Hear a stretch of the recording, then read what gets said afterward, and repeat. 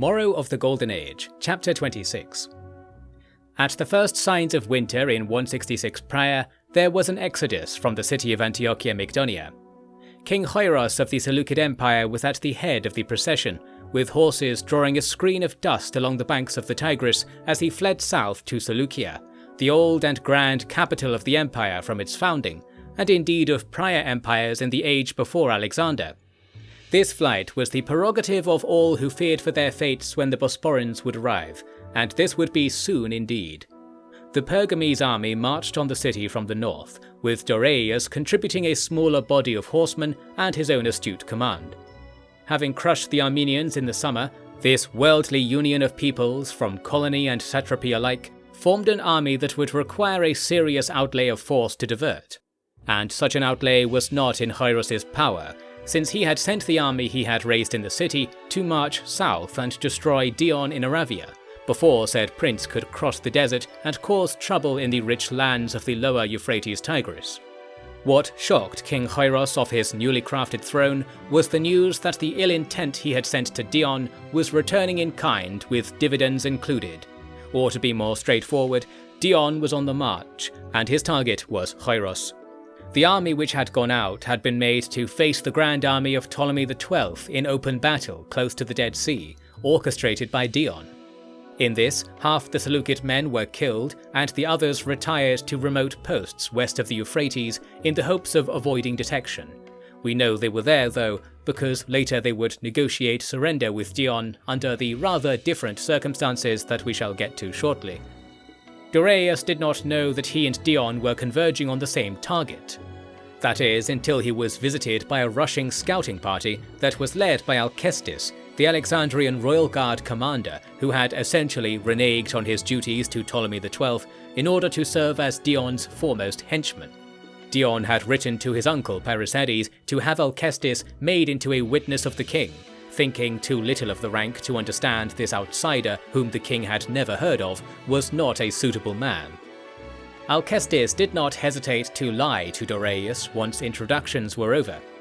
The former claimed that Doreius was marching north, and thus Doreius should halt and allow Dion to come to trap the enemy from behind. Doreius knew this to be bluster, but could not understand what purpose it served. Tactfully, he asked after Dion's progress in courting the love of Emo and coming to understand worldly magic, and Alcestis replied with a smile that such things were coming along so well that Dion would arrive much more quickly than a normal analysis of the geography standing between the armies would allow. Hearing this, Doreius grew very suspicious indeed.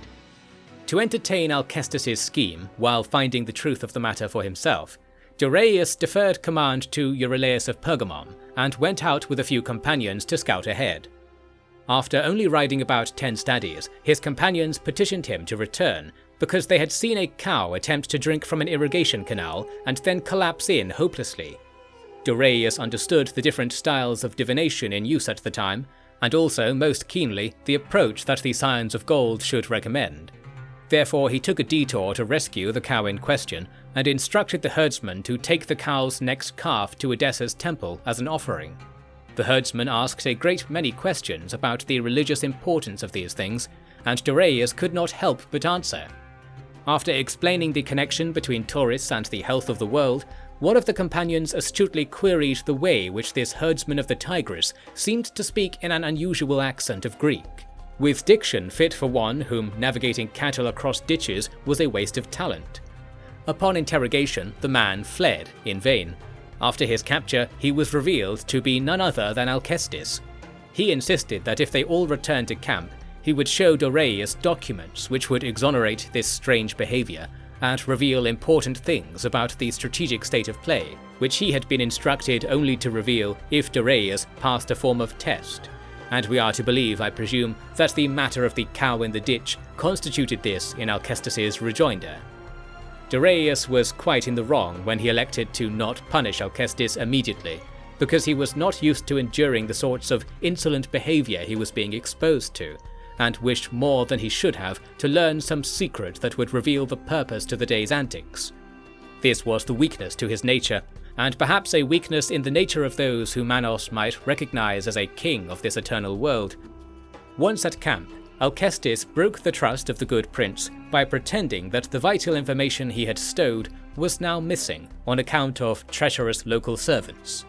Rather than hunt these imaginary criminals across the land, Doreius had Alcestis imprisoned and sent for the camp's foragers to quit their tasks in favour of preparing to move ahead quickly. However, since it was already nightfall, this only began to take shape on the next day, and for that reason, Alcestis kept his knowing smile throughout his incarceration in the baggage train. The true purpose of all this became clear upon approach to the city. There, chaos was already rampant, and the rearguard of an army was stalking around outside the walls.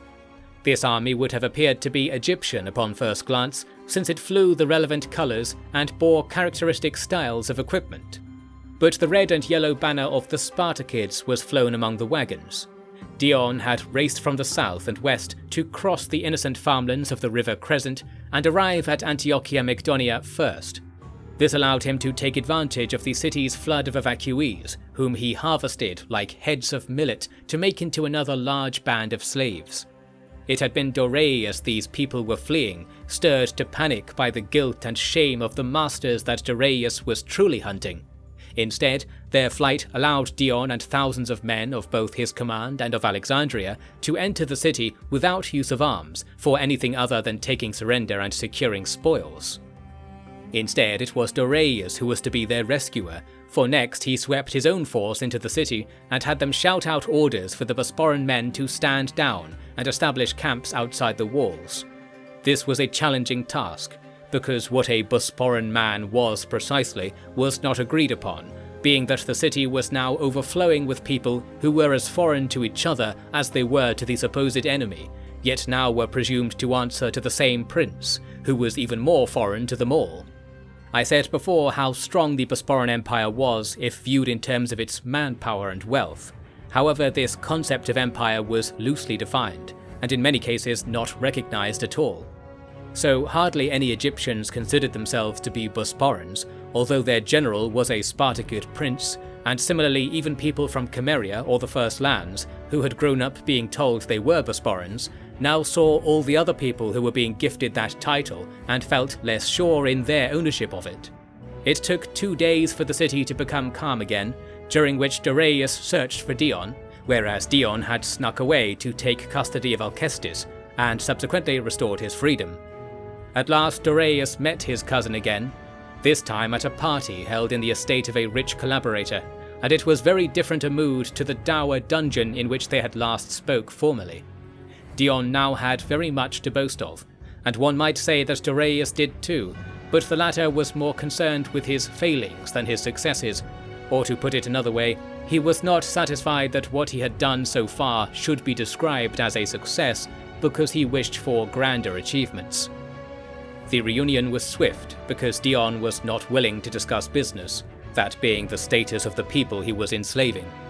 It was feared that Dion was going to mass slaughter his captives in order to perform further magic, and I think from what I have read that Dion still believed such things were worthwhile. It was simply that in this case he preferred to take slaves and make them his own, so that in effect the city they lived in would be his own too, as he had done at Tyre. Since the city was grand, being the primary capital of the Seleukid Empire in recent decades, this was a profitable endeavour, and one certainly worth risking the honour of Alcestis on to delay Doreius' arrival.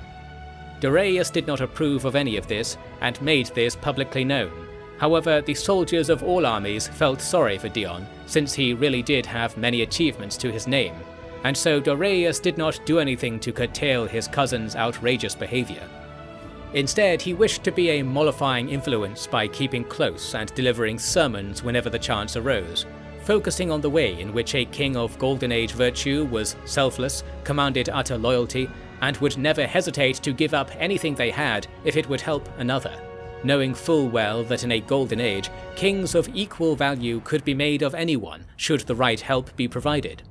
This style of approach appealed to Dion's upbringing, as I have previously discussed, and in this way it was true that Dion was primed to become a model citizen of the Golden Age world because he was able to do great things if instructed to do so. But he was not trained in such a way that he could see the good in the world without help, and we should remember that such people will always come about as long as this curse of incomplete knowledge persists. Not even brilliantly forged men of high royalty are immune to this. It would not be true to say, though, that Dion had his character completed by Doreius's patronage. But I think that is good, because were one to completely bend to Doreius's views, they would be weakened in some senses also. Once I tell you about the famous stunt that Dion pulled the next year, you might appreciate my meaning. For the time being, Doreius permitted the Pergamese troops who wished to do so to remain in Antiochia Mygdonia as colonists, since so many homes had been abandoned. Since these colonists spoke Greek, they were able to maintain the city's industries and attend to local farms without distressing the existing citizens very much. Doreius promised lists of rights to be provided to all residents, in line with what he had offered Amida, Edessa, and the prior Antiochia on the coast. These included the right to practice their religions freely, which was a right that the Spartakids had given to people even before the time chronicled in this work. This was not always a virtuous thing. By the time we are discussing now, the friction between the mission to spread the truth of history and the allowance of free religious affiliation was starting to become apparent. For example, in Antiochia Mygdonia, Doreius wished to requisition a building for use as the Temple of the Scions of Gold, but no suitable building existed, aside from the city pantheon halls. Since there was no legal case to be made for violating this sacred space, Doreius could not properly bring in scholars to do important work. I would say that he was too hasty in trying to establish good religious education, because I imagine he would struggle to find trained men who were not already desperately needed elsewhere. Having grown up in Kariskos, where truth was cheap, he likely forgot how difficult it was to find trustworthy words amid the Mesopotamian battlefields of empires. Therefore, the old ways of parallel religious realities were made to continue. The situation is sometimes said to be analogous to a household adopting an outsider or a bastard, and treating them as if they were a full-fledged scion of the house. In this way, those who listened to the gods and those who listened to the pulse of mankind lived side by side, and most often their views never particularly clashed or raised ire, and so things could carry on well in the practical sense. Of course, in the spiritual sense, this state of affairs benefited the gods and injured humanity, as properly educated scions of gold were well aware. To return to the war, the collapse of the Seleucids was now afoot. With the royal court in flight and the field army lost to the fruitless ambitions of the Ptolemies, all that remained was for the army still in the field, that of the Bosporans, to make whatever future for the region they wished. This army wintered in Antiochia Mygdonia and received ample supplies and men for a continued push. Then they set off in two columns, led by Doreius and Dion respectively, with a shared rearguard under Alcestis that must have seemed like a sword at Doreius's back. Fortunately, there were no further roguish incidents, and the armies proceeded down the eastern bank of the Tigris, taking the surrender of all peoples their scouts could deliver ultimatums to. There was a large city called Arbela that guarded the roads out of Mesopotamia into the mountainous regions of Old Persia, and this city held its gates closed for 2 months. The united Bosporan force brought up ladders and stormed the walls with such prowess that the city surrendered on the same day. Dion conceded all spoils to Doreius, and 1 day later it became clear why. Dion had taken his men and marched off already, heading for the richer targets he knew lay in the south. Doreius felt obligated to set Arbela to order before leaving, but sprung upon the idea of having Alcestis come up and do this instead. I mention this as a rare example of Doreius's shortcomings. Alcestis was not the man for this job.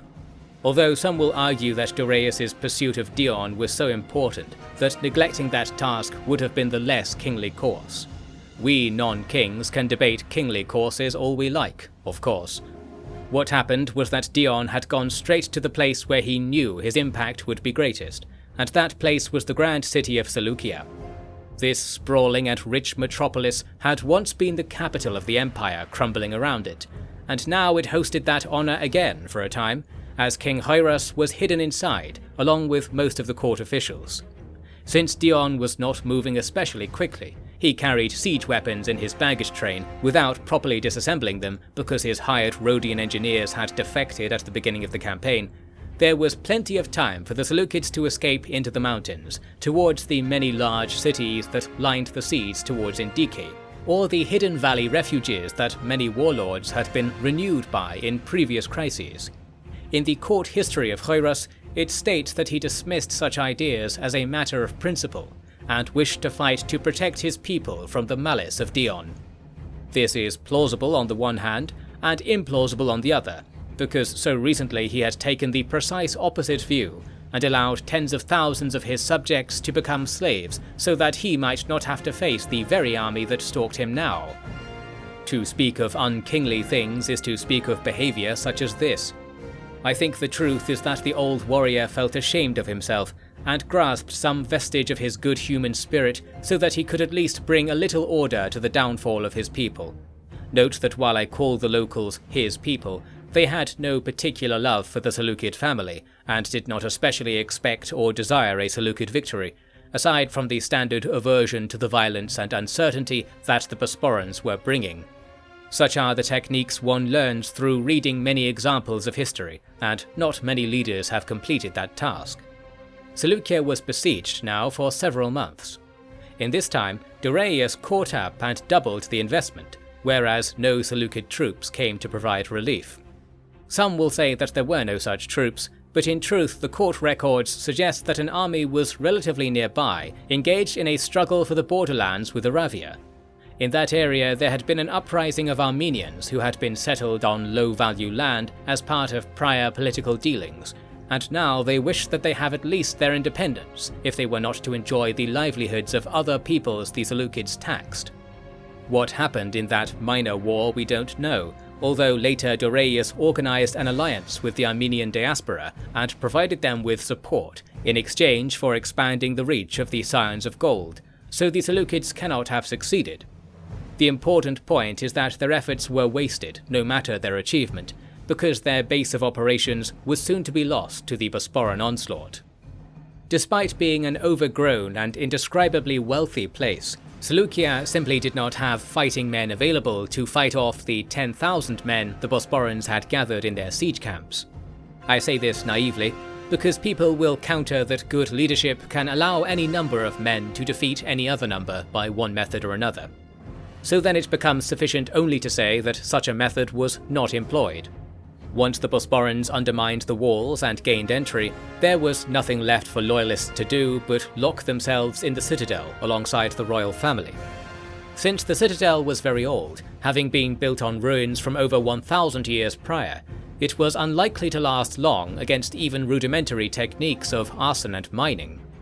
Dion was prepared to assault the complex, but Doreius was able to intervene and negotiate for Doreius to surrender. Doreius came out and took part in talks. However, he was incredibly straightforward in his reasoning, which was thus: it would not be appropriate for him to surrender while his army was still in the field and his royal navy was preparing to come and fight for the city. It was in this boast that he revealed such a large navy was in play, and this brought pause to negotiations. Inquiry of captured documents brought full understanding. The navy in question was garrisoned at the massive docklands of Charax, where ships from the hardly known lands of the world's virgin exterior arrive laden with gold and unusual spices. This trading hub was in the middle of a large-scale marshland created by the meetings of the Tigris with the sea, very similar to the situation of Alexandria beside the Nile. As such, it was very difficult to siege by land. Now that I have told you this, what do you think would be a good approach to check the Seleukid gambit? Of course, it was to attack over land, and that is what Dion struck upon immediately. After hearing that Doreius was drawing confidence from Charax's fleet, Dion set off along the paved merchant road to defeat the city. He did not take his siege weapons and moved as quickly as he could, and in fact achieved such speed in his departure that it was 2 days before Doreius realized his cousin had left. This will also give you some idea of how large Seleucia was, such that a movement of thousands of people was easily disguised among the usual business of the region. This time Doreius could not pursue, sending only messages that begged Dion not to be reckless in his use of loyal men. Dion was indeed going to be reckless, but that should not be taken to mean that he did not understand what there was to gain in his celerity. His army's hired Cappadocian cavalry were released to go and assess the city's defences. They returned saying that 2 large armies were encamped in the marshlands outside, but that both of them had no scouts posted and seemed to be in derelict condition.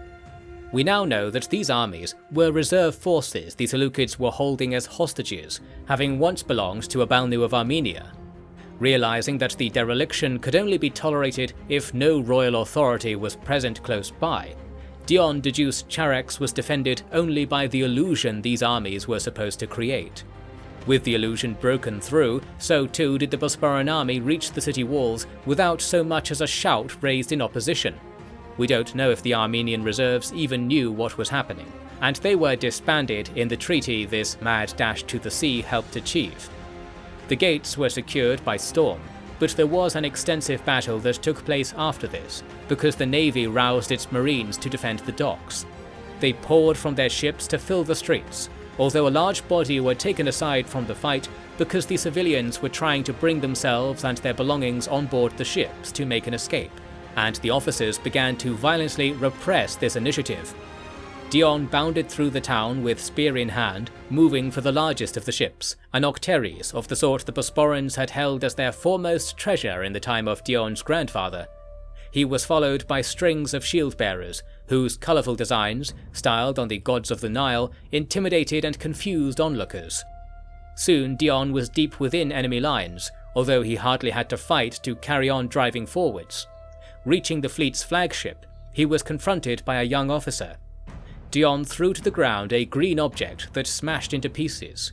This was Hoiros's royal seal, wrought from a brittle but enchanting foreign substance, the likes of which the port of Charax might have grossed.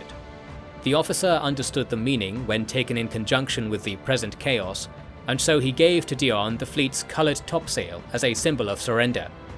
Having acquired this, Dion was utterly satisfied and withdrew, saying, "You are the one who saves the world," to the officer. Perhaps that was true. Dion allowed his troops to pacify the city and bring about a change in the local regime, while he ferried his prize back to Seleucia. He then summoned Hoiros and Doreius to meet with him in the agora, and the brazenness to summon one's prisoner and superior together like this was not lost on both. Dion then theatrically presented Hoiros the captured topsail, saying nothing of why he had it, since its presence invited all the correct interpretations already. With this, Hoiros broke at last, and agreed that he would formally surrender, so long as it was to Prince Doreius and not to Prince Dion, which Dion laughed at with a horrid intensity. This was the origin of the Treaty of the Sail, as they say, actually called the Treaty of Doreius Spartacid in the official history. The Bosporans were to keep all cities and places they had control of that moment, which amounted to a number so large that several nations and kingdoms might have fit within it. This annexation was of Syria, Palestine, parts of Armenia, and most notably the entire stretch of land we call Mesopotamia, constituting the best and most civilized land within thousands of stadies.